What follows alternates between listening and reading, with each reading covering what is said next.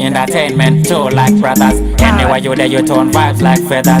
DJ Vaninan, DJ Bandit, Handit, Kofi. munondivisa pane vanhu vakawanda muchibva mandiblesa.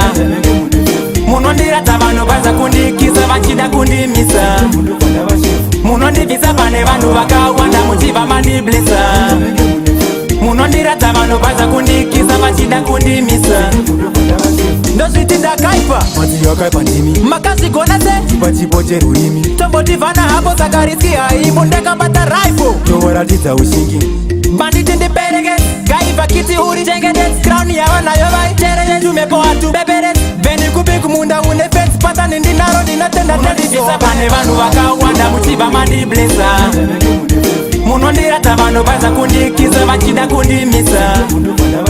Munondivisa pane vanhu vakawanda muchibva mandiblesa. Munondirata vanhu vaza kundikisa vachida kundimisa. Kupinda vision mangoma ndichikaka tainchi ndine staira inofura rebaka.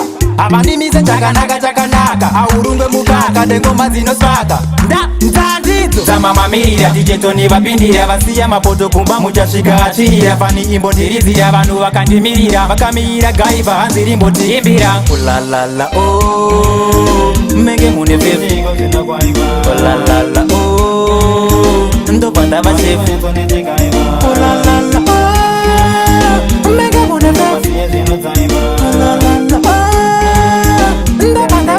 ndozviti ndakaipa makazvigona se tombotivhana hapo sakariski haimbo ndakabata rifle banditi ndibereke gaiva kiti uri chengete crown yavanayo vaiterere ndumepo hatu bebere veni kupi kumunda une fence patani ndinaro ndinatenda ndandivisa pane vanhu vakawanda muchibva mandiblesa.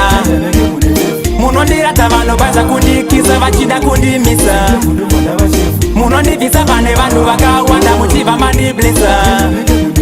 Munondirata vanhu vaza kundikisa vachida kundimisa.